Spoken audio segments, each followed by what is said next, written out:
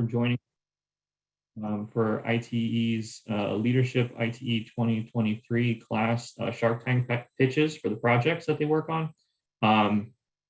Real quick on logistics, today's session, we're going to have each of the groups speaking to you and pitching their ideas. They will have their video on as they speak with you, and obviously have a audio visual component as well. So hopefully everybody's in a setting where they can not only hear that, but see that as well. For each of the sharks on with us today, whether it's board or council leadership, feel free to mute yourself and turn your video off while they're presenting. However, when we do get to the question portion of each piece, feel free to unmute yourself to ask your question if you want. Turn your video on. We'd love to see your bright smiling face today. You can also ask questions in the chat pod as well. We will be monitoring that throughout. And if you do have a question or a comment, feel free to raise your hand.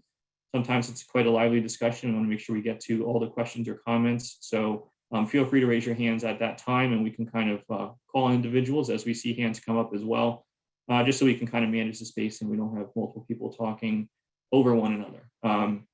For those of you who aren't familiar with the Shark Tank pitches that we do, it's a really exciting portion of the Leadership ITE program itself.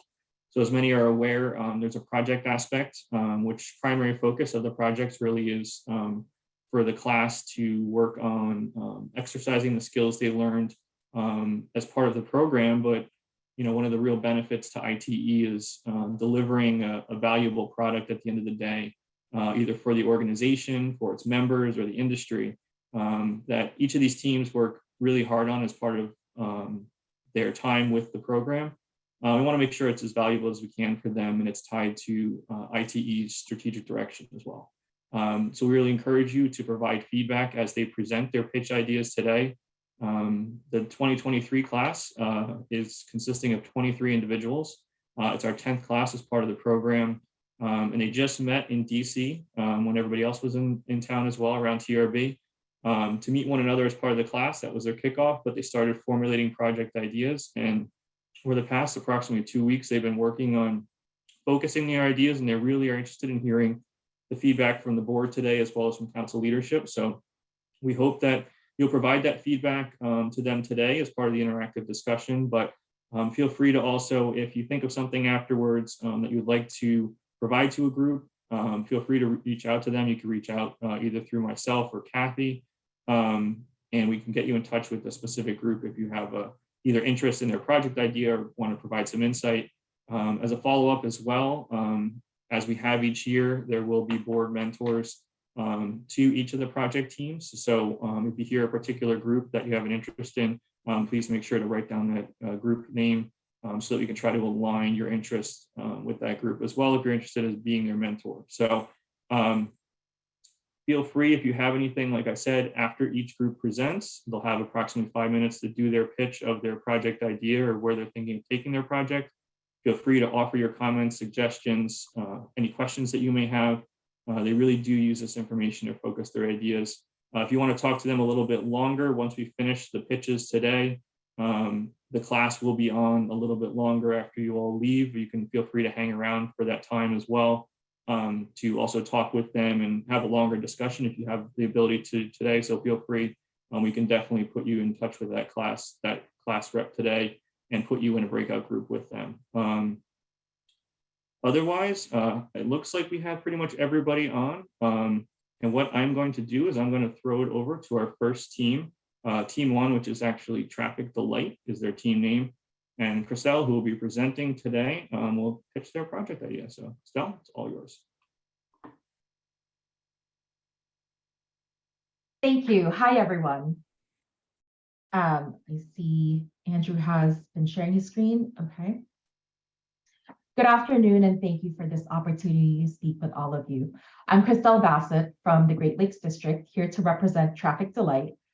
Our group is comprised of myself, Suzanne Sadat from the Canadian District, Usman Ali from the Mid-Colonial District, and Andrew Jayankura from the Mountain District.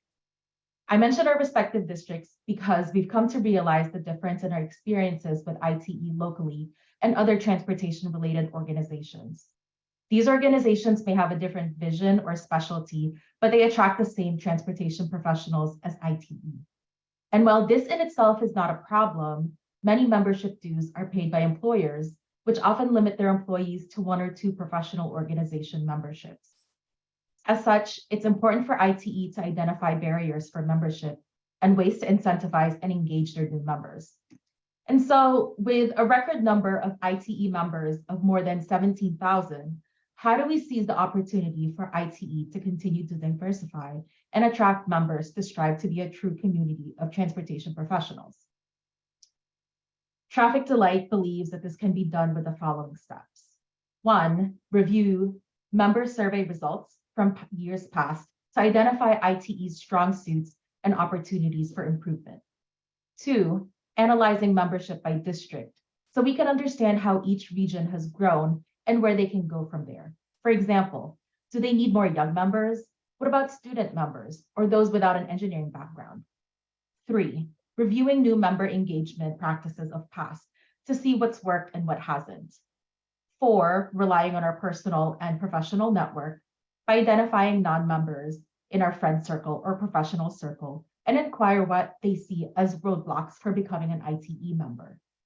And finally, reviewing benefits across the board between ITE and other transportation organizations to see how well ITE stacks up if your employer limits your membership options.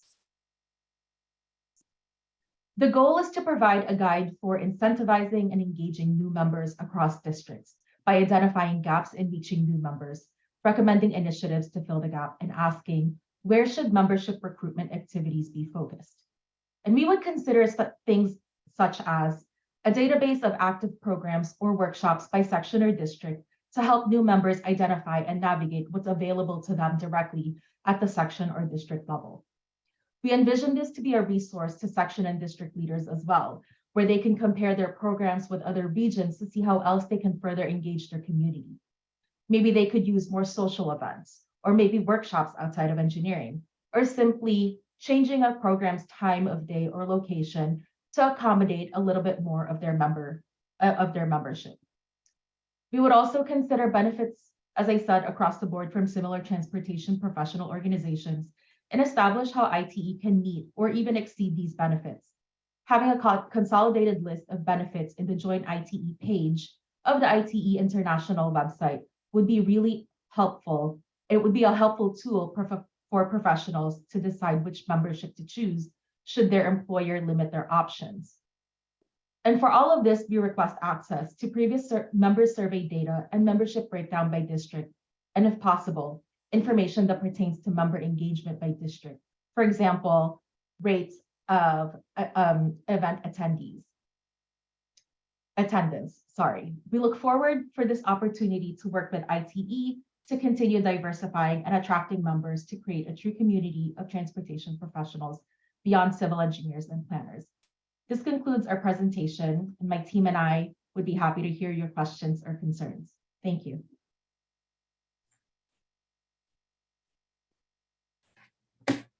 Excellent. Thanks, Crystal.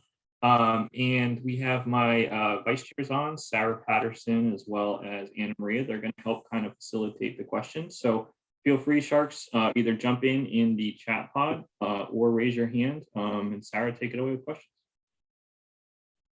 Sure, yeah, I'll give people a few minutes to jump in with their first question. Coming in from Mark Spencer, please define diversity in this effort. So that was something that we didn't want to specify from the get-go because we didn't want to assume what the surveys would tell us. And so this even goes back to what we would consider as a new member, whether they haven't yet joined ITE or if they are a member but are not active in their community. So in the same vein, this diversity could either include young members, student members, or by profession. We just want to see what the membership looks like by district and where are they strong and where are they lacking, and how could they improve on getting more people involved in where they're lacking. Hey, thanks, Crystal. And can you talk a little bit about how you how your team has refined your idea through the last couple of weeks.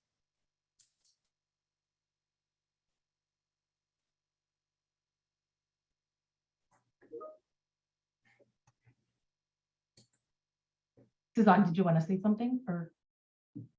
I want to make sure that I understood the question right.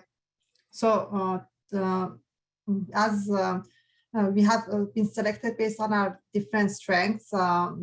Crystal is a connector while I'm a go-getter, and Osman is a problem solver, and Andrew is the person who has that attention to details. So while I keep reminding them of the goal of this presentation and of this concept, our team worked together, and we identified the different issues with our sectors, and realized that we have a passion to increase the membership in our districts and also in other districts. So that's why we decided on this topic, and with our strengths, we believe that we could achieve great results. I also want to piggyback on that.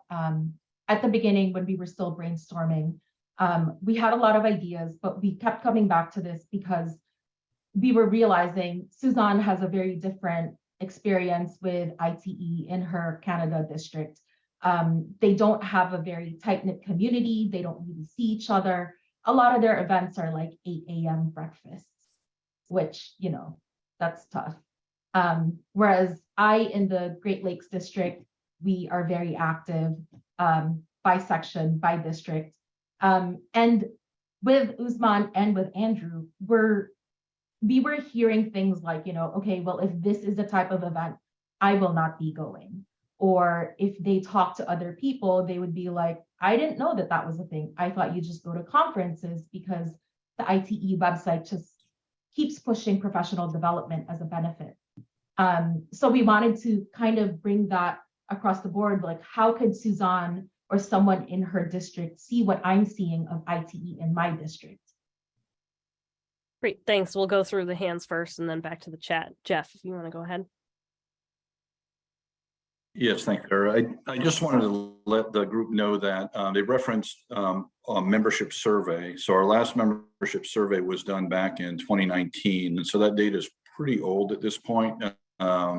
We are getting ready to launch a new membership survey, which will take place in kind of the March timeframe, February-March timeframe. Results probably won't be available. The board's going to be briefed in May. So, you know, you guys should be able to get some results from that, but it will not be for a little bit. And I just want you to be aware that when you talk about using member survey data, you have some pretty old data and you have some what will be brand new data, but it won't be available, you know, immediately. So just to be aware. Up next is Jerry. Hi, everyone. Jerry Baxter, Mid-Colonial District. And some of this came up in the follow-up, but I guess I was really trying to understand the problem you're trying to, you know, address. And is it, you think people don't know about all that's going on and we need to share more information? I guess can you just expand a little more on what's the problem you're seeing?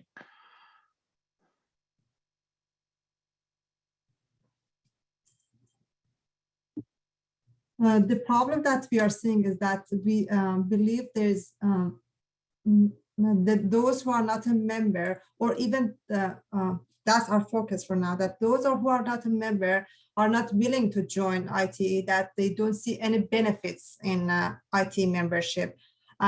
So we hope that we provide some measures and recommendations and to incentivize those who are not a member to join our community, and we could offer these services to a broader community.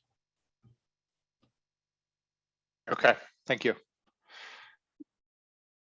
Also, to chime in on that, I think, you know, a lot of prospective members or potential members that has so many other organizations that they could join. We also like to try to highlight to see and try to attract those people why IT stands out compared to those other organizations, so that if they only have one choice, they can join IT instead of the other organizations.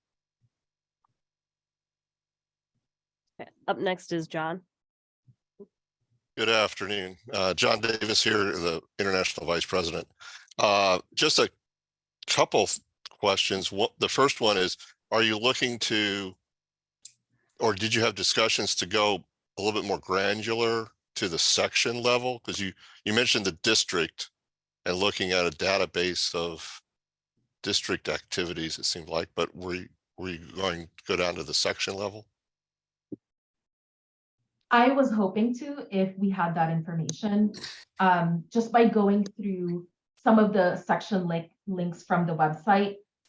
Some of these websites haven't been updated in a while, including like student chapters, some of them are pretty old looking. So I wasn't sure how our sections were doing, if all of them are active, if all of them have a robust program. But I think it would certainly be a benefit to see what the section breakdown is and what their engagement is like.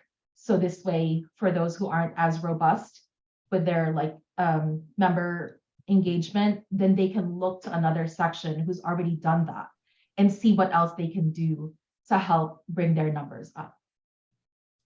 Yeah, I would agree with that thought, and would encourage it even more, because many of our sections, as you probably already noticed or have found, are very large. Some are very small. Some actually operate more like a district or offer the programs more at what you'd find a district. You also have composition of the membership is very diverse, where, for example, in the Twin Cities, Minneapolis, St. Paul area, you're going to find a fairly decent percentage of public agency members that will attend meetings on a monthly basis. Whereas if you go to Wisconsin, just next door, it's not that way. So it's more preponderance on the private employed members. So you're going to find some, to maybe get to your diversity question or element, to find out how to diversify within just getting people there. The other question was, as far as benefits, do you have a sense of how you're defining benefits? Is it things that are, or I guess I would suggest looking at benefits from what can someone get for themselves, but also what can they get to provide to their employer from that standpoint? Thank you. So we had actually started a spreadsheet of different organizations and define what these benefits are. And some of them are as simple as, do these organizations provide PDHs or CM credits? Are there soft skills trainings or networking possibilities? Is there a mentoring aspect? And then what we're seeing, where the real difference that we're seeing across the board is something on the personal benefits side. Some organizations we're seeing insurance discounts or gym membership discounts, and some of them don't. So I think at some point we would have to refine what this matrix is going to look like to prioritize, or at least what we're saying are the most important benefit sections that people would care about. And that's where we would look to survey, and just from talking to people who aren't members yet. And it could also just be as something as little as they didn't realize that, IT is open for people who aren't in traffic. But yeah, in terms of benefits, it's a lot of things that are already listed on the website, but it takes a lot of clicking around to find them, whether it's leadership related or community services or conferences, things like that. Time. Thanks, team one. There's a few questions in the chat. We'll forward them along so you can answer them individually or use them as you're developing your ideas. And feel free to keep asking questions about team one, but now that we're moving on to team two, if you just write question for team one in the chat before your question, that would help us send the questions out. Back to Keith. Excellent. Thanks, Sarah. Yeah, appreciate it, everybody, and keep those questions coming. Thanks, Shark. You're doing a great job. We'll move on to team two. Team two is aptly named Tripped Up, and Tom is going to be presenting for team two. So take it away, Tom. Sharks, imagine you go to the doctor because you have a sore elbow, and she tells you the best way to fix it is a $250,000 surgery. When you ask what makes her think so, she says, well, there was a patient in Saskatoon in 1996 who had it done, and I worked for him, so we always do it that way. Well, how did it work for the others, you might ask? I'm not sure. We didn't follow up, and they didn't tell us. Obviously, you'd have some concerns. So it goes when we estimate trips for a developer. Have you ever wanted to see if a fast casual restaurant would generate enough trips to warrant a turn lane? But when you look at the chart, you only see caution, small sample size. This decision is going to cost someone tens or hundreds of thousands of dollars, whether it's the developer who needs to build the turn lane or the roadway owner who has to do it themselves in a few years if the estimate was low. Sharks, it's fun to poke fun at the trip generation manual, and this is obviously exaggerated to an extent. The trip generation manual is known as the premium resource for traffic impact studies, and for good reason. It lays out consistent, proven methodology to estimate and distribute site trips. It even accounts for internal and pass-by trips. Data for many categories that are common is much denser. The trip generation manual has been digitized and formed into a web tool that makes easy to share graphs. But there is always room for improvement. And one place that stands out is volume and recency of data. The most recent survey for pass-by trips, 2010. Nearly all data points are from the 90s, as early as 1990. The world has surely changed in that time. Just in the past 3 years, as a result of the pandemic, our habits have shifted drastically. While no one can know the future, better data can help make us make more informed decisions. We propose to explore ways to grow ITE's trip generation database. We see two approaches. First, educate the manual's direct and indirect users on the importance of good data. Through websites, emails, local and student chapters, explain how the trip generation is the tool for studies and explain to developers and agencies why they should trust it and why they should contribute their data. Second, encourage practitioners and students to submit data to ITE. Give them an incentive. Consider discounted membership, conference registration, a copy of the manual, their logo on an acknowledgements page in the manual, and make it easy to submit. Right now, to submit data, they have to find itedatasubmission.org, create a username and a password.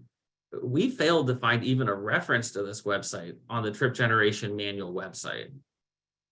Keep in mind, traffic counts don't even need to be from a project related to trip generation. Did your firm or agency do a traffic count for a signal warrant where one approach is the driveway to a bank? Or even better, are you a developer that has counted trips to your own establishments in support of opening future locations?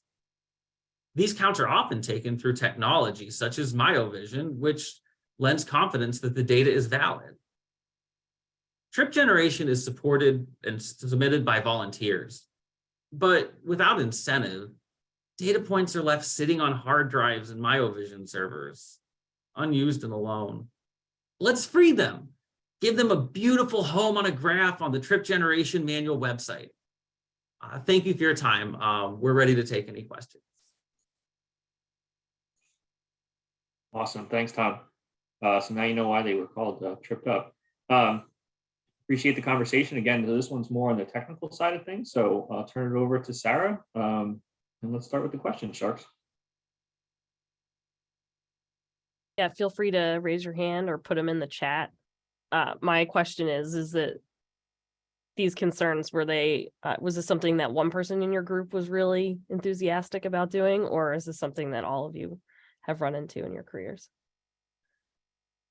at least two of us were like immediately like, oh yeah, this has definitely happened. I mean, I won't speak for everyone, but I know it happens to me.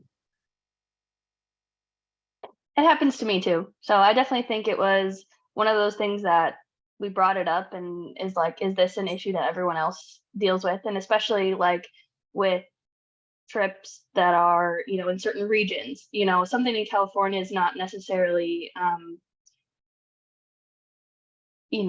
applicable to Indiana where I live. So just things like that. Okay, first question, how do you propose to validate the data?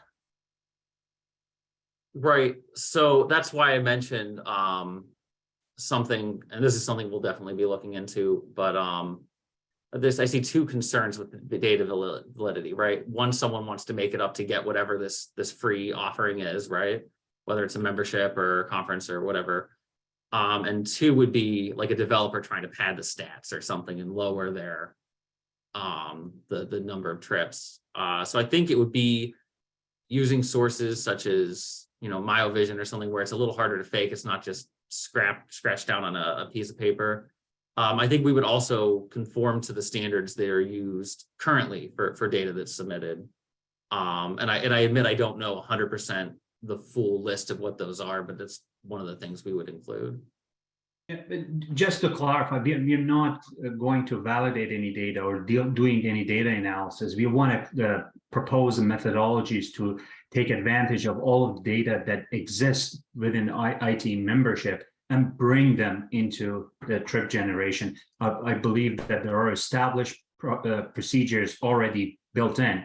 So it will go through the same, as Tom alluded to, the same channels. Great, thanks. Next question. Would you give an option to exclude data? For example, you feel data from the 1980s is not appropriate, so you cut it out.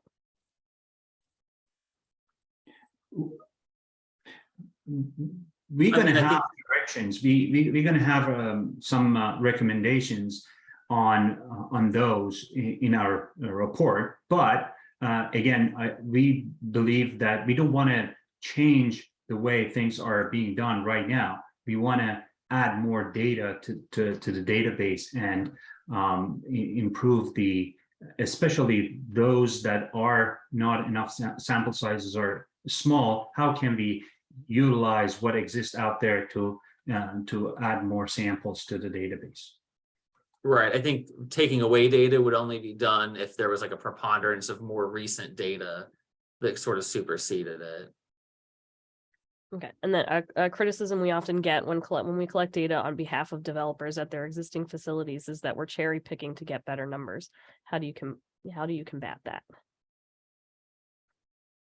I would say part of that is, that's not really within the scope of what we're looking to do here. Again, I think the idea here is that the importance of the data is really what we're talking about. I think a lot of times the membership doesn't know where to begin to even submit the data, and the amount of data we all collect, whether it's municipalities, individuals, is far greater than it was just 3 or 4 years ago. I mean, we collect data all the time, saying it's our municipality. And how do we incentivize people submitting that data so there's more points to utilize? I think improvement of the manual itself and how the data comes out of that manual is not really what this group is proposing. Our group is just proposing that people understand its importance, because when we deal with developers or stand in front of planning and zoning, or you're a developer, those data points have a huge impact on what that development has to spend, how it affects the future. So we want to make that, the more data you have, the more powerful that data is for use for both sides of that story. So it's not really to change how that's utilized, but just how many points we can get into the manual. Thanks, Mark, if you want to go ahead. Yeah, I applaud every effort that we make towards trip generation. It's like the Harry Potter series of ITE, and every new version that comes out, I'm there at midnight just waiting to open it up and see what's going on. And so I think this is great. I think the quality of data, the volume of data is always very important. Something that's come to light, though, in the last couple of years, and I've had several conversations with colleagues throughout ITE on this, is the impact of COVID, and also changing trip generation habits, patterns. Well, I'm not searching for the right word here. Does an office building still generate X number of trips per square foot if you have people in a hybrid work environment, and so on? You can extrapolate that into a lot of different categories. Is there any indication or desire to bring that into the mix if you look for additional data sources, and to couch it not just geographically or by land use, but by time in which this data is taken and the effects it may have as we move into the next era of what may be the next new normal? I mean, I think the dream scenario of being able to click the post-pandemic button and you have enough data to work with from 21 and 22 and on. I don't know if that exists yet, but I mean, I think that if we had enough data, I think that would be wise in many cases. I don't know if I would have like a separate like hybrid work office category, only because like, what if they stopped doing that after it was built, right? And now you have the space for people to come in, you would have to plan for that. But I do agree that the pandemic changed just travel patterns so much. And I don't know that the trip generation manual has quite accounted for that at this time. It does go to point to something that was brought up earlier by someone else here, which is I happen to be in California, in an area where we have a very high incidence of working at home, very tech-oriented community. Not every place in the country operates similarly. And so knowing the geographic differences in the data and where it's collected, I think is becoming just more and more relevant. So, to comment on that. Thank you. Thanks. Okay, and the next question, are you suggesting a future where an interactive tool exists through ite.org? So that question, that part of it was brought into our presentation when we were talking among the four of us, and someone asked, well, how do you submit data? And we realized that four of us, transportation practitioners, engineers, we didn't know. And so we looked at it. It took us a little while. It took us a little while to find the separate website. And so I don't know if it could be, as great as an interactive tool, but we would encourage some sort of improvement to at least link things together so you can get to that website or know, to steer people to that website more easily. Yeah, and that's a great point, and I think great advice. Where if you have an interactive tool that you can filter, so you have a big database of all of the counts that have been submitted, and you can filter based on geographic, and your trip generation line would change, or you limit the area or square footage, and the line would change. So that's a brilliant idea. That's amazing. That can work very nicely. A problem with existing IT trip generation data is that we have no idea where it comes from. How much information will we be able to identify about each data source? Ian, I would just highlight that, I think that type of data needs to be available. I think that's one of the things that hurts the data.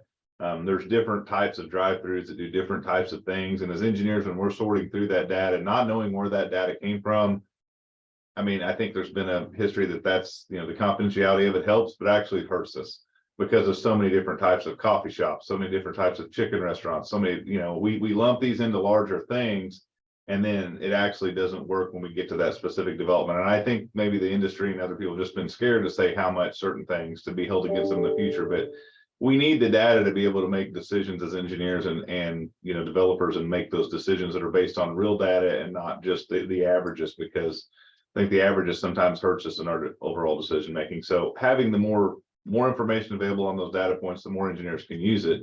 I don't think that hurts IT's reputation at all. Okay. Some of what you're suggesting can be done with the existing IT Trip Gen app. I would suggest you start by familiarizing yourself with the current capabilities. And with that, I think we're done. With Team 2. Yep. And so thanks, Tripped Up. We'll go back to Keith for Team 3. Thank you. On job. All right, over to team 3, which is Bright Light, and David will be presenting. Take it away, David. All right. All right, good afternoon. My name is David, and along with Josh, Cole, Sam, and Jennifer, the Bright Light team of Leadership IT 2023 is proud to present our pitch for an ITE transportation safety campaign. Only you can prevent forest fires. Do you remember hearing those commercials as a kid and feeling pride in the role you play in fire safety?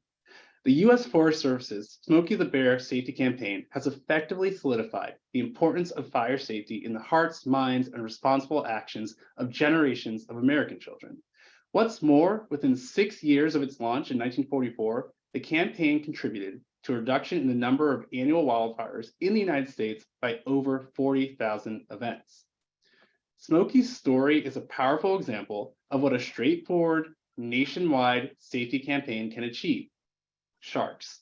There is a wildfire in our industry that we as transportation professionals are in a unique position to raise awareness about. With traffic-related deaths and injuries soaring to an all-time high worldwide, and with the United States rated as the country with the second highest fatality rates, the Bright Light team believes that now is the time for ITE to create and amplify an unforgettable safety campaign to address transportation safety for children and the adults in their lives. What does any great safety campaign need? A memorable mascot and a voice.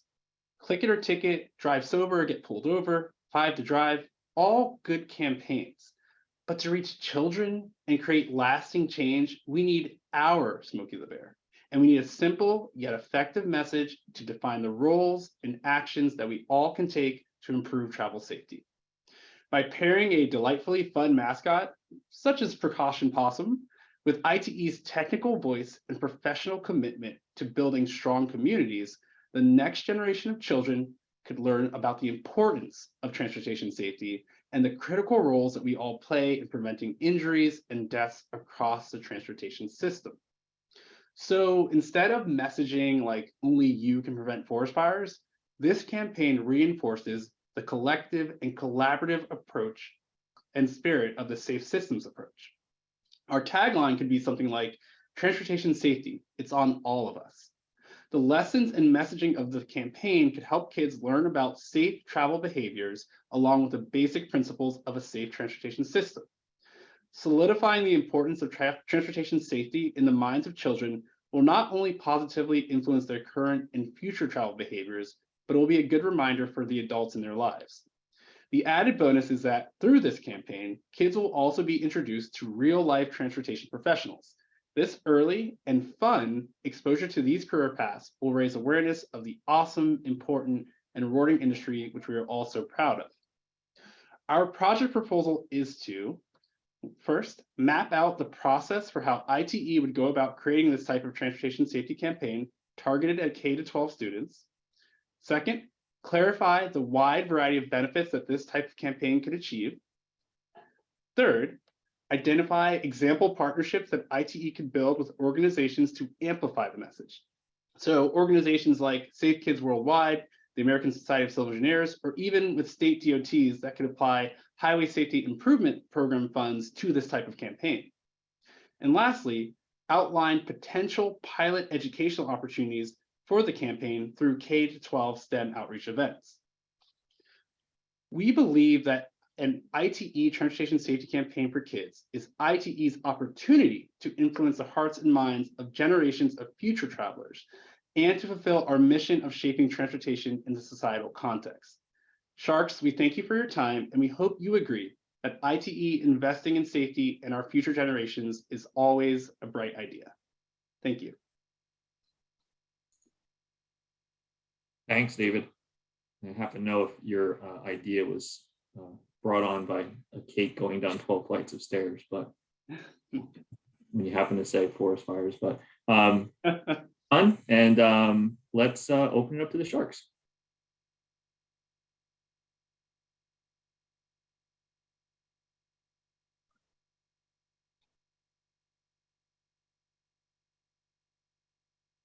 Yeah. Well, we're waiting for some questions to come in. Are there any other taglines that anyone remembers from their childhood? Do you think that really made a difference in transportation safety? I think one of the things we talked about as a group is that there were a lot of taglines, but they were kind of local, state specific, and we really couldn't think through one that permeated across all of us. And so that's one of the reasons why we thought about a larger campaign, one that's comprehensive and targeted to everyone. Thanks. Do you think IT can launch this alone? If not, who would the key partners be? Right, and so this is a conversation that we've had internally as a team. I might bring in Jennifer on this one to talk about some STEM partnerships that we could do, and also Sam, maybe you can jump in after her to talk about some DOT partnerships. It's a really great question. Ultimately, we completely agree with the person asking the question that the success of this type of campaign is going to be contingent upon building strong partnerships with other organizations, right?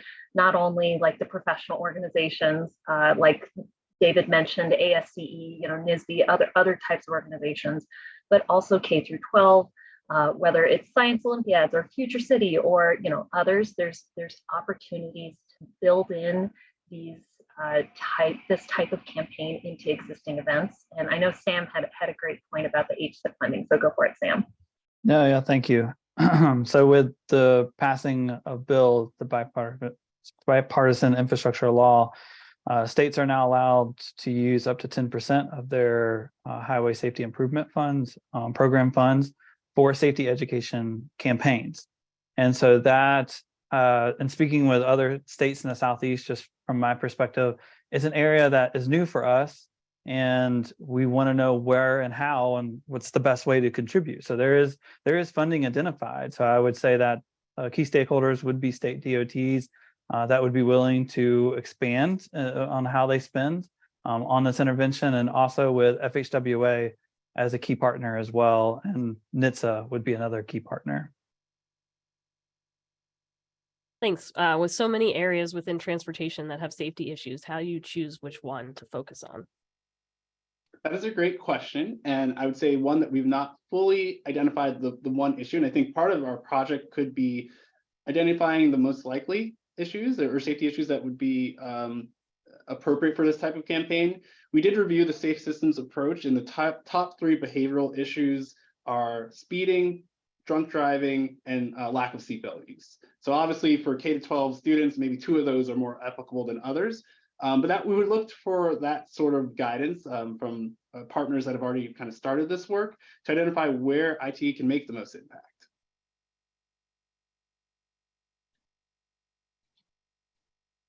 Okay, there's a lot of great comments coming in. I won't read through all of them. I'll skip to some questions.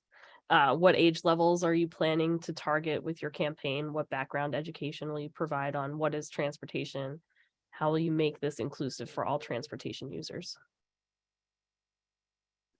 And it might bring in Cole in this conversation a little bit as well. But one of the things we thought about, again, K through 12 campaign, that's a wide range of both needs and abilities and understanding of transportation. So in any great STEM activity or STEM development, we need to think about how we tailor certain discussions to certain audiences. So I think part of the inclusivity that we're aiming for is just recognizing that people will be coming to the conversation with different awarenesses, and we need to recognize and respond to that. Cole, anything you want to add to that? As far as ages, I mean, it's K through 12, so start them out young, and as they progress into becoming drivers, becoming parents, those messages that we ingrain into them now will stick with them, similar to someone put in here about their kid saying, put down your phone while you're driving. That's something that they learned way before they had a phone or maybe even could drive. That stuck with them. Yeah. And I think another element of inclusivity, and Jennifer, maybe you can mention this, is the fact that we want to at least consider that this is a multimodal campaign. It's not just about driving. Yeah, so you probably heard David say during his pitch, he used words like traveler behavior, future travelers, not just future drivers. We fully respect, we've got transit riders, we have bicycle users, walkers, rollers, right? There's many different ways to travel. So that would be another way you could roll in, pun intended, that type of inclusivity.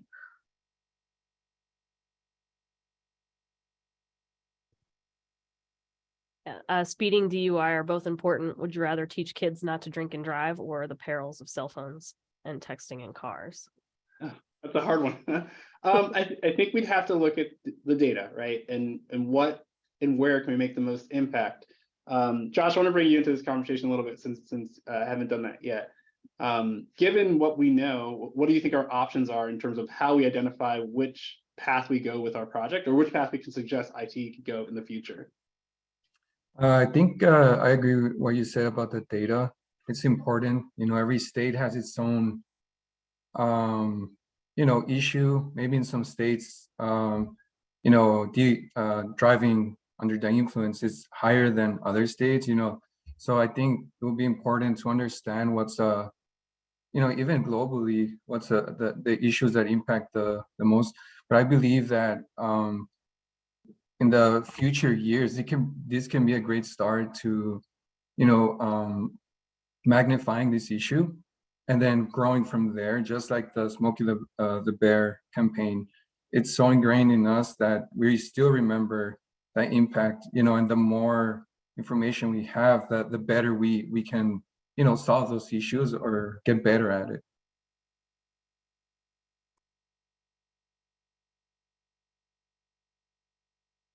A lot of suggestions I'm seeing coming in are successful local campaigns. Is that part of looking at what was done successfully at a local level and making it a larger effort?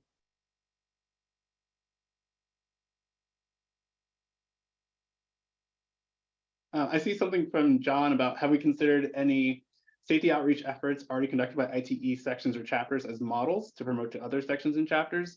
I think that would be an element where we could look at. Certainly, if we spend some time on the STEM committee page, there's a lot of good information on the ways we've tried to outreach to younger folks who are interested in the profession, or who simply, you know, we think it'd be great to bring awareness and interest in that. So I think both marrying that intentional effort that we've already done there with, you know, talking to our transportation professionals across districts and sections who are passionate about safety and passionate about safety for children specifically, seeing what they've done and how they've led some of those conversations. I think that's something we could use to inform this effort. Yeah, and from Mark Spencer, while data may vary in each state, I suggest a focused, unified campaign on one safety topic. Yeah, I think I see head nods from the whole team. I think that aligns with what we discussed. Okay. I see so many people drive right by buses and hear of bus crashes so often. A bus safety awareness campaign would be great to educate students and have them relay that information to their parents who may be driving unsafely. One thing I'll add to this, so part of our project is to lay out sort of how ITE would go about creating a campaign like this, right? We're not going to lay out exactly what the campaign would be. It's how does ITE go about doing this? So I would imagine a potential suggestion could be starting with one topic, rolling in others, right? Like we're seeing so many good suggestions on all these important issues that could be a part of this. I imagine that there's sort of a growth path or growth model we can come up with for some recommendations along those lines. Yeah. And along those lines, and there was an earlier question about what's IT's role and who do we partner with. I think we do recognize that while we are technical professionals, we're not the most visible as an organization to maybe the common person. So we need to leverage those partnerships. We need to leverage those organizations that people already have connections to. And ITE's role could be putting the data, putting the emphasis behind the campaign, putting the right materials together, and then allowing the message to be amplified by those other organizations. Great. I think we're just about out of time. So unless there's any other questions, I'll throw it back to Keith. Thanks, Bright Lights. Thank you. Thanks, David. Yeah, if anybody has any other questions, feel free to keep them coming in the chat pod. We do send that out to the entire class afterward, but really great job, Team 3. We'll hop over to Team 4. Team 4 is Enlighten, and Carrie will be presenting. So Carrie, the floor is yours.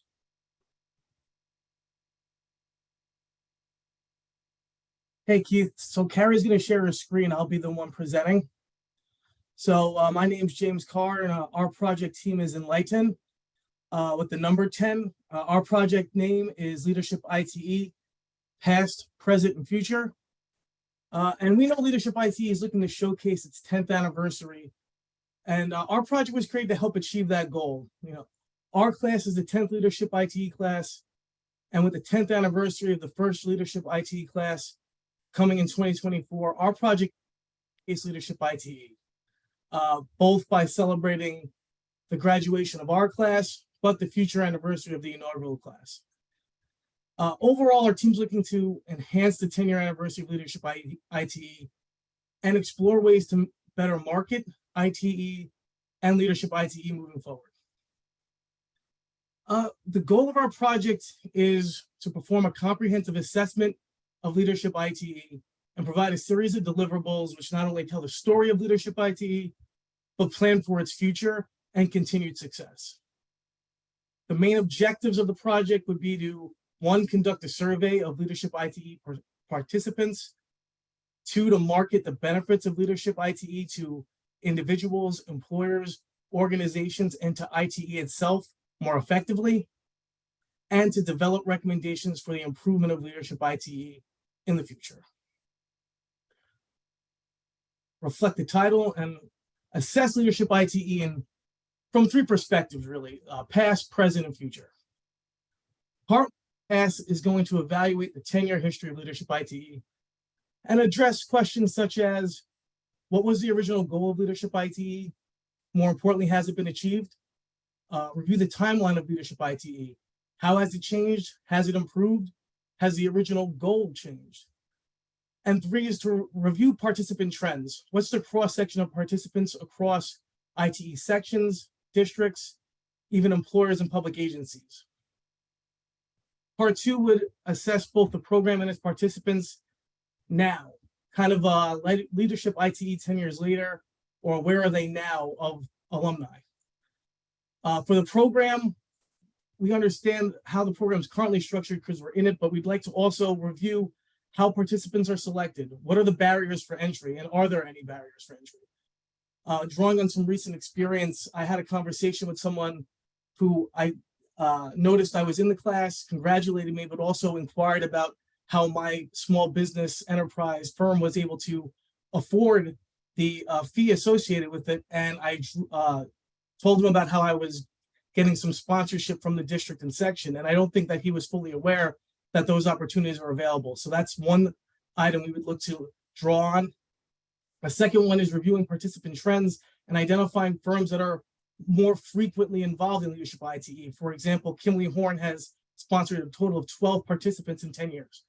So these are kinds of the actual data we would want to kind of look at and to understand the program and how they overcome those barriers for entry. For the participants, we'll focus on completing a survey of the alumni, reviewing their feedback and gathering testimonials, but also evaluating their participation in ITE. Address questions such as, did Leadership ITE increase their participation in committees and councils? And did it have an effect on their career paths? If so, how? Finally, the future portion, we'll gather all the information and look to answer some questions, but also quantify and market the value of Leadership ITE for prospective applicants, employers, public agencies, and ITE itself. Improve Leadership ITE marketing and increase applications in the future. And our team's looking to create a baseline for continued evaluation of the program on an annual basis. So this can be done year after year and the program can continue to evolve. In conclusion, our team will start with the high quality survey, gather participant data, and ultimately use those data and present those findings to draw conclusions about the success of Leadership ITE. But more importantly, use the data to effectively market the value of Leadership ITE. I think that's one area where we really see the need for this project. Now, our team understands the effort is broad, but we're looking forward to narrow the focus of this and refine it and provide ITE a deliverable, but that frames the past, but also supports the future. Overall, we're looking to celebrate the program, 10 successful years, and make sure Leadership ITE has more applications in years 11 to 20 than from years 1 to 10. So our team is online and prepared to answer any questions. Thank you for your time. Thanks, James, and hopefully the Sharks have been enlightened by your presentation, and we'll kick it off to them and see if they have any feedback and thoughts. What are the top 2 metrics that you will want to collect to demonstrate the effectiveness of the program?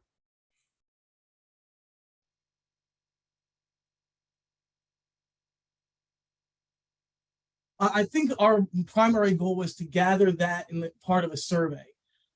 Right now, the data that we have is focused on the participants and where they were at the time of their entry. We would really have to evaluate their progression. I think a variety of metrics have been tossed around by our team. I think Brad or David may have had some discussions with this during the course of our conversation. Sure, I can speak to that a little bit. Some of my thoughts are their participation within ITE and the councils and sections. So what have they done? From a survey standpoint, we would look at which things have they been engaged in since they were participants in Leadership ITE, and also looking at that in their careers. What growth have they had in their careers? So that's on the personal individual side. The other side would be to ask the employers, especially some of these employers that have shown year after year that they support their own employees doing the program, and see what benefits they have found. And another part of it is we wanted to get a good feel for their participation closer to home, not just at the international level with the committees and councils, but also with their district sections and chapters. Some participants have already gone through that route in those leadership positions, but there's definite opportunity for those district sections and chapters to provide support and also be able to reap the benefits of Leadership IT as developing their own leaders in the future. Okay, great. While your idea is great, it appears to impact only a small portion of the membership. What benefits do you see of this effort to members, and how will you demonstrate those benefits? That's a really good question. I think the overall purpose of the project is to make sure that the overall pool of applicants for Leadership ITE continues to grow. I think in speaking with some of the people we've had preliminary conversations with is that Leadership ITE tends to pull people maybe already from pre-existing leadership positions within ITE. So I think that's one area where we can see the benefits extend out to other members, is to market those individuals who are on the fringe of leadership within their section, like David just mentioned, at the closer to home level. And following up on that, while directly there might be an impact only on a small group of members, I think those members can have a very large impact on the IT community at large by becoming members, becoming more involved in various councils, initiatives, things like that. So you impact a small group, and then you just get larger and larger benefits as they just proceed through the organization, make others aware of the opportunities, and just grow. So, I mean, one of the things that we talked about is IT as a community of transportation professionals, Leadership IT as a community of transportation leaders. And I think that leadership will permeate through the organization and encourage others to continue and participate in the next 10 years. Great, thanks. Go ahead, Mark. Yeah, I've been a strong proponent of Leadership ITE since its foundation, and I view it as something, probably one of the best initiatives that ITE's undertaken. There have been several really good ones. This one's right up there in terms of, fostering our future leadership. So I agree with Rebecca. It does have it's a small number of people, but it affects the membership at large and also the future of the organization. So there's something there. One of the things that we've done in the Western District from day one is when we send candidates and we provide financial support, we ask for them to give us feedback on what they gained from the program. what they're bringing to their employers and what they bring back to the district as well. And we have several of those testimonials in our files. I would suggest asking similar questions to all the districts. We've had some excellent leaders in the West who have gone through the program. We have some who I would say aren't quite 10 out of 10. And so there's been, you know, a wide variety. There's also been different generations of ITE leadership depending on who's leading it at the time and the group that's going through it. So you'll find 10 years and maybe, you know, lots of different experiences, which is all very good and very healthy. But I'd say just, you know, look at the bigger picture and the bigger envelope. It's not just, you know, the leadership of ITE, but think about the employment side, as you said. Think about what the district, you know, has gotten out of, each district has gotten out of their folks and how that's working. I think, however, it's also one thing that supports the One ITE initiatives in a really positive way. Look at the Mountain District and how successful the Mountain District is. A lot of those people have come through leadership ITE. That really helped stand up that new district very quickly. So there's a lot of interesting stories.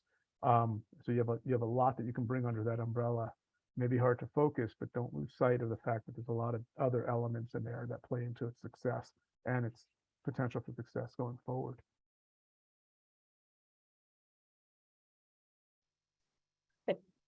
Thanks, Mark. Another comment, I would suggest the survey to LITE alumni include questions to seek their input to identify topics and services that ITE should continue, need adjusting, or can be eliminated. The next question, will you review the application process as part of this effort? The existing application process may be responsible for only existing leaders applying. That was something that our group had discussed, having gone through the application process recently ourselves. We did recognize that some may see it as a barrier. So that certainly is something that we could reevaluate and look at. And that would be based on some of the feedback, the survey that we do from current and past alumni to get some of that feedback. And that's certainly on the table that we might want to re-examine that to make it a not so much of a barrier, but at the same time, it does kind of work as kind of a gatekeeper that if you're committed to the program, you're willing to invest that time in the application process. It shows that you're willing to invest that time to make it a successful experience as well. Another comment, a suggestion to ask past members is to find where their involvement with leadership IT may have fallen short. Not all programs are perfect and we need to learn from our mistakes. And adding to what Mark mentioned, many IT council and committee leaders are graduates as well.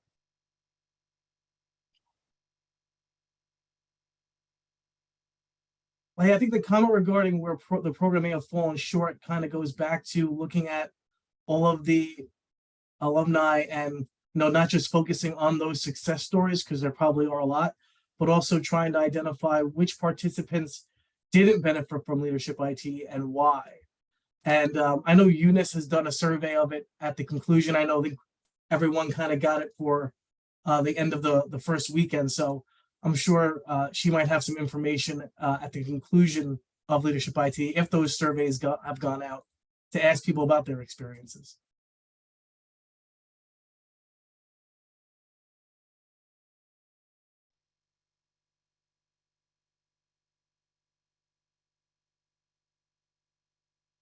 We had a recent grad in the Western District go through LITE and reported back it was perhaps too early on to do this. And maybe that's leads to a question, will we make a recommendation about what point in your career is good to do leadership IT? I mean, I think from our perspective on the organizing committee, we want to age diversity and experience diversity, but do you think that it's something to look into about giving more guidance on when in your career you should do this?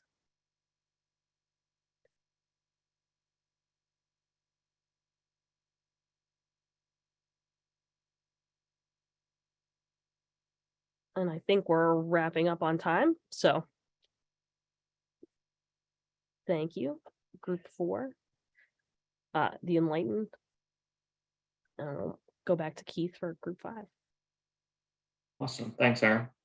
And group 4 definitely timely on the presentation, given the celebration of your class being the 10th class and the 10th anniversary of the inaugural class next year. So definitely pretty timely in terms of looking at the program as a whole. All right, last but not least, Team 5, reaching new heights. And Marvin will be presenting. Marvin, it's all yours. All right, let me share my screen real quick. Okay. All right, hello everyone. Thank you for joining our session today. My name is Marvin from Philadelphia, Pennsylvania, home of your 2023 Super Bowl champs. And join with me today is Jason, Joey, and Morgan and Raul, and together we make up Reaching New Heights. So I kind of wanted to open our project idea with a personal story that kind of stemmed into our project idea. I didn't really have any exposure to ITE at the school that I went to. We unfortunately did not have a student chapter. So I first learned of ITE actually through my employer, and more specifically, my project manager. I remember coming on as a young engineer, and he's like, you know, as part of your career, you should really consider joining ITE. And so, you know, not really knowing too much about it, and I knew I had a lot of trust in him because of what he's taught me so far, I decided to join ITE. And, you know, as I joined, one of the things that I remembered that was heavily introduced to me was, you know, hey, now that you're a member, you need to join councils. You need to maximize your membership and join all these committees. And, you know, I'm sitting there with all these emails to join committees and councils, and I'm thinking, oh my God, what did I get myself into? You know, what's all the time commitment for all of these? So I felt like as a new member, you know, rather than transitioning into ITE, I was simply picked up and plugged right into the system. And then I was just kind of expected to get up to speed with everything and contribute, do this, do that, do this. And then actually, it wasn't even until like maybe 6 months later or so where my project manager is asking me, hey, are you going to the May site, the section, our section May site, the May site meeting? And I'm sitting there thinking, well, what's May site? You know, is that ITE too? What's Mid-Colonial District? Is that ITE as well? And so I was kind of trying to wrap my head around all these different levels of, you know, ITE, district, section, and then student chapters. And then, you know, kind of figuring out where everyone filled in these roles.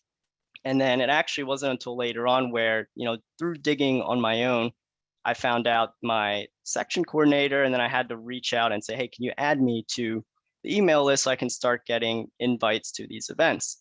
You know, so to kind of help with that and to kind of build on that discussion, you know, in addition to our new ITE members, that led us to kind of recognizing other groups that maybe we could have some outreach and potentially even onboarding for in terms of the different resources. You know, as part of me sharing my story to my team, you know, Joey opened up when we were in DC, and he talked about how, you know, when he mentioned that he was going to this ITE leadership session to his wife was asking him, oh, ITE, is that just a group of your Stantec coworkers, right? And so he kind of had to explain, no, it's people from all sorts of transportation groups and organizations. And so then as we further discuss, you know, this opportunity, we, like I said, identified other groups that we could potentially target. You know, so the idea for the 5 groups you're seeing is, you know, pretty simple and twofold, right? We want to develop a communication plan for each group, but then communicating, more importantly, not just what ITE is, but what does ITE mean to them, right? Because each of these groups, they could have similarities in terms of what ITE is to them, but it could also be different information you would want to give, for instance, to your employer versus to someone who is a new ITE member, right?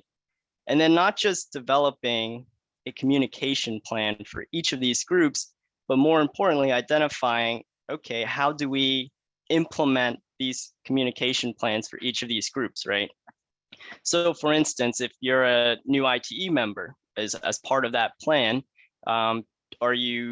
should you go to some sort of orientation, right, to introduce you to ITE, what it is, what IT has to offer you as a new member? Or is it as part of the implementation plan, do you have a tour guide or some sort of mentor that's kind of assigned to you or something like that for your first year, or someone who's checking in on you and seeing how you're doing as an ITE member, and then versus the public, is that deliverable something like a flyer, or even for a professional organization, is that something that's like a flyer or something like that we bring to these events and kind of get the information as to what ITE is for these different groups. So again, we want to target these different groups, and obviously based on your comments and feedback, it could be refined, accordingly. But again, the idea is we want to have a communication plan, recognizing that it can be similar, but also different for each of these groups.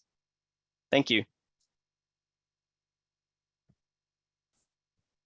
Thanks, Marvin. And for the final time, we'll turn it over to Sarah and the Sharks.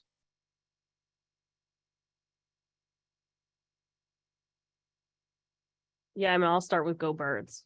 I'm not quite ready to say Super Bowl chance, but Fly, Eagles, fly, I guess. Something like that.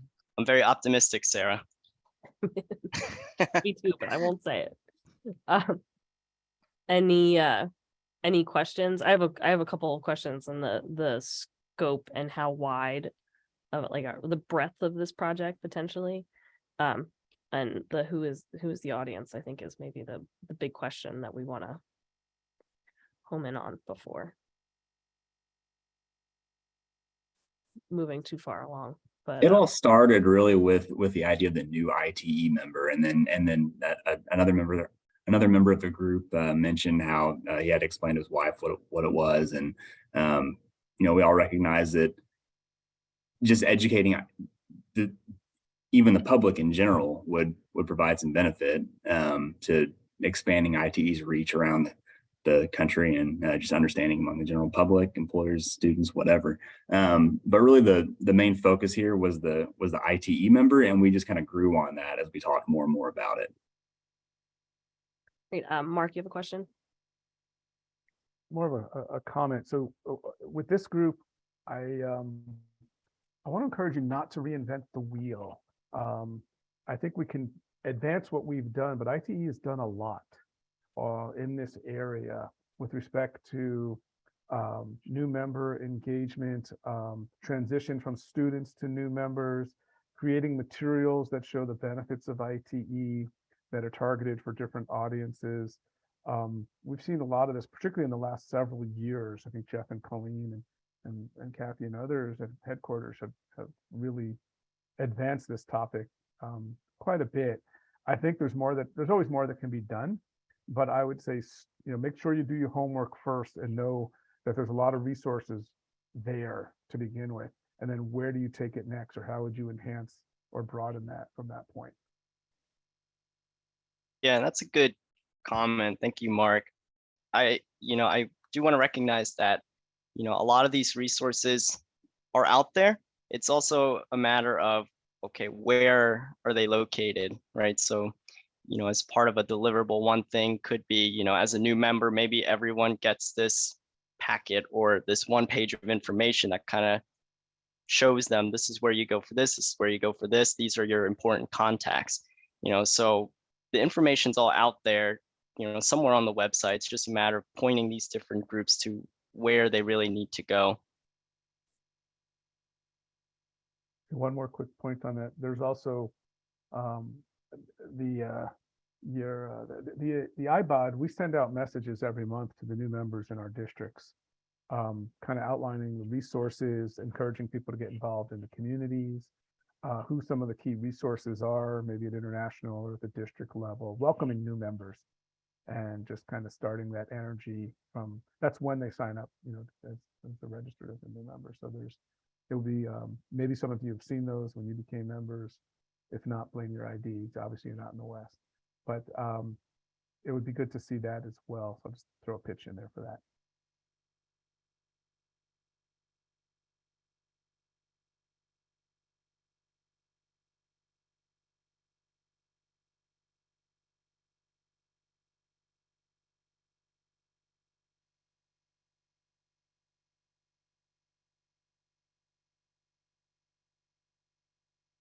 Yeah, we might be a little questioned out after 4 other groups, but we'll see a couple more coming in.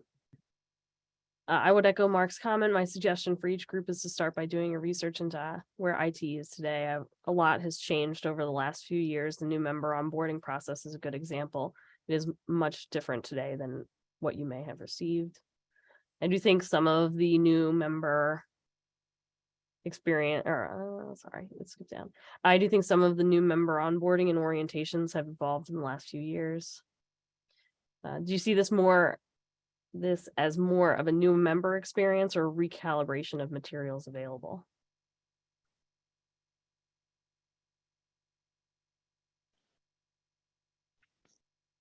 I think we see it more as a recalibration of the materials available. I like what Mark said. We don't want to recreate the wheel. We just want to make sure that it's digestible for the new member to be able to get the information they need that's already out there.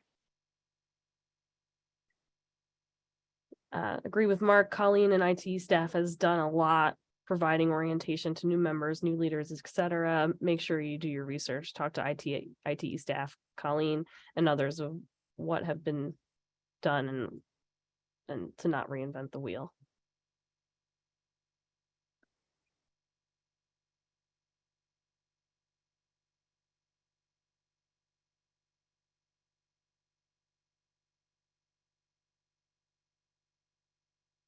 We have a few more minutes left, but international members could also be a good element to consider. And John, if you want to go ahead. Yeah, just to tack on, I agree with the comments, and I think Mark's points that we've got a lot of materials already out there. One area that you might want to consider exploring is what is the interaction at the section or chapter level? How are those new members? How are the tools that we've produced and we get out to the new member from an international perspective? How are they being utilized at the section level? For example, does a section have somebody who is really pointed to welcoming a new member or reaching out and bringing them on board at the section level, which is really the grassroots where the connections are being made? Yeah, and that comes to something that we had looked at was from the One IT initiative. Obviously, that the goal is to have all the IT members have a similar experience, and there's been a lot done already with reconfiguring the sections in the districts. But we hope to add to that by having kind of a one onboarding package that goes out where everybody gets similar information, from a similar person or similar communication method. So that really does feel like a similar experience across IT.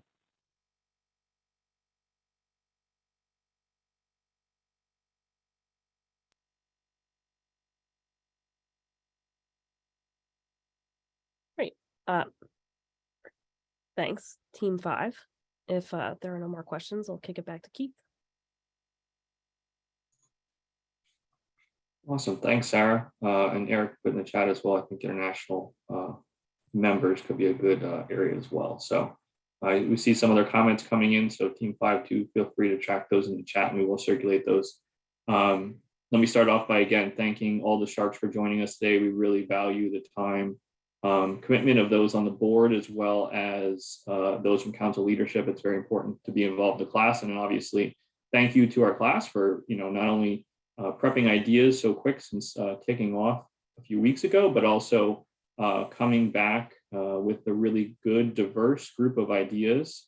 I think it really represents the diversity of the class that we have represented here. So excited about it, and hopefully everybody on the board, feels the value and investment in the project ideas that the groups are going to use not only to apply their skills that they're learning at a leadership level, but also use those to deliver a product in whatever form that product may be, for a benefit for not only the organization but the membership and the industry. So very excited about that, and hopefully the groups took back a lot of comments, suggestions as they kind of refine those topics and focus in on exactly where they want to take their projects over the next few months. For those that are on the board, again, do look out for some information from Kathy regarding mentor opportunities for some of these groups. We do have board members in addition to headquarters liaison and alumni mentors. So it's a really great opportunity if you heard a project today that you're particularly passionate about and you want to work with that team as they progress their ideas, definitely an opportunity for you to get involved there. If anybody wants to continue the conversation in the last few minutes that we have, feel free to stay on and we can have you talk directly to that group. But the class will be going to break shortly, but thank you everybody for your time today. Be on the lookout for the update on the progress of these projects over the next few months. And most importantly, be on the lookout for the calendar invite for July, which is when all of the participants will be presenting their final deliverables for the project. So you can see the evolution of the pitches you heard today into their final products in only a few months. So thank you, everybody. The board and council leadership, you're free to drop off unless you want to stay on for a few more minutes. The class remain back and we'll give you a few other items